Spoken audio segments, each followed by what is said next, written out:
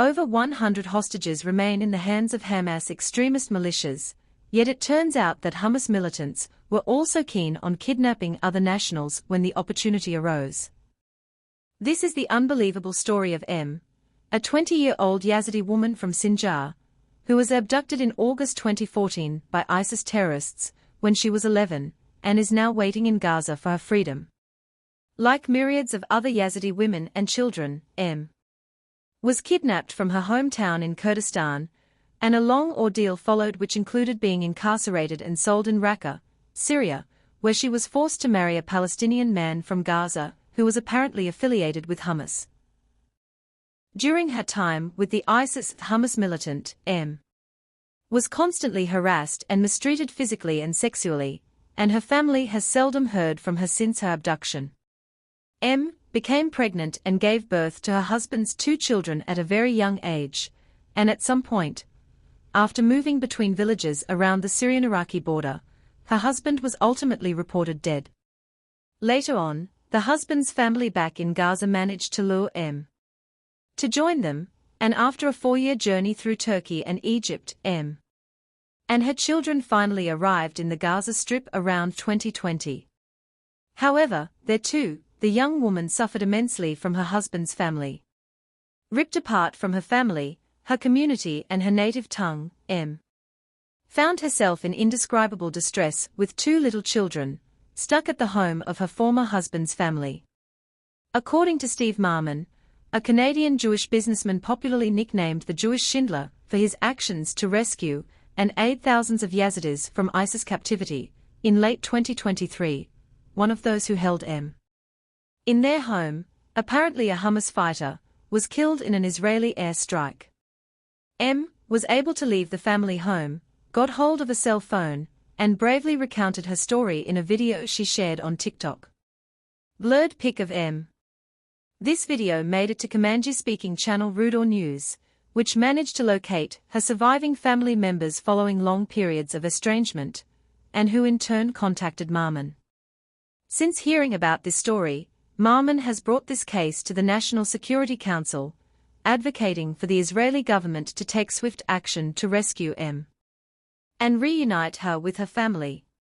Using an array of contacts with foreign actors, Marman managed to set up a cell phone number and a safe home for M, located a walking distance from IDF forces, and she is now waiting for a green light from authorities to exit the Strip.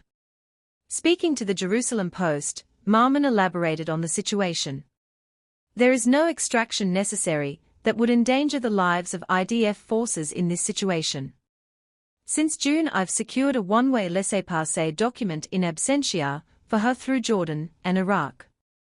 She only needs to arrive at Allenby Bridge crossing and make her way to Jordan. This rescue mission has turned into simply opening the door to her and putting an end to this 10-year nightmare. Stay updated with the latest news. Subscribe to the Jerusalem Post newsletter. Subscribe now. Marman is the founder of the Liberation of Christian and Yazidi Children of Iraq, CYCI, which rescued 140 Yazidi women and children from their captors and provided financially for thousands of refugees for a safe passage to Germany, also assisting over 25,000 Yazidi, Christian, and Muslim families in Kurdish camps. Marman described an exhausting experience with bureaucracy and security matters vis-a-vis the Israeli security establishment. He called on Prime Minister Benjamin Netanyahu to mobilize the rescue of the young woman. This rescue mission is not only a moral imperative, he added, but also an opportunity for Israel to demonstrate its commitment to justice, compassion, and the protection of innocent lives. Furthermore, this action would be of great political benefit to the State of Israel in terms of public relations, especially in today's climate of anti-Israel sentiment. M.'s plight. In her own words, speaking to the Post from Gaza, M.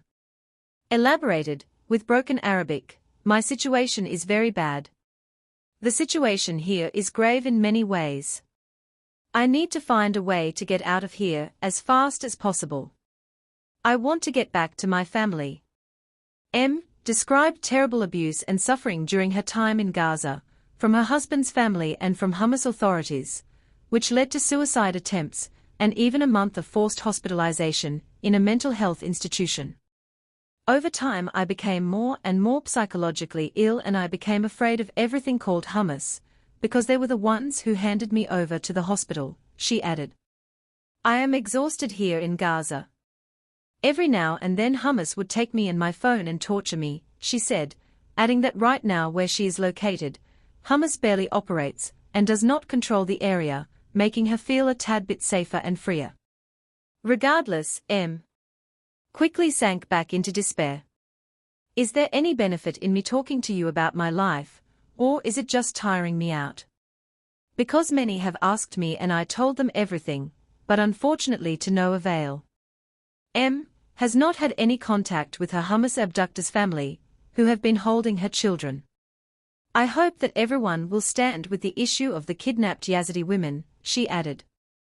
M.'s plight highlights the ongoing need for humanitarian intervention and the severe impact of terrorism on innocent lives, said Marman. Let us not leave this young woman to suffer any longer than she already has, he said, adding that a prompt intervention from Netanyahu would bring an end to M.'s long ordeal and restore her hope for a brighter future. I know Israel can do this, and I know Israel must do this, Marman concluded. This is an article from the Jerusalem Post at September 3, 2024. Please check the link at the description.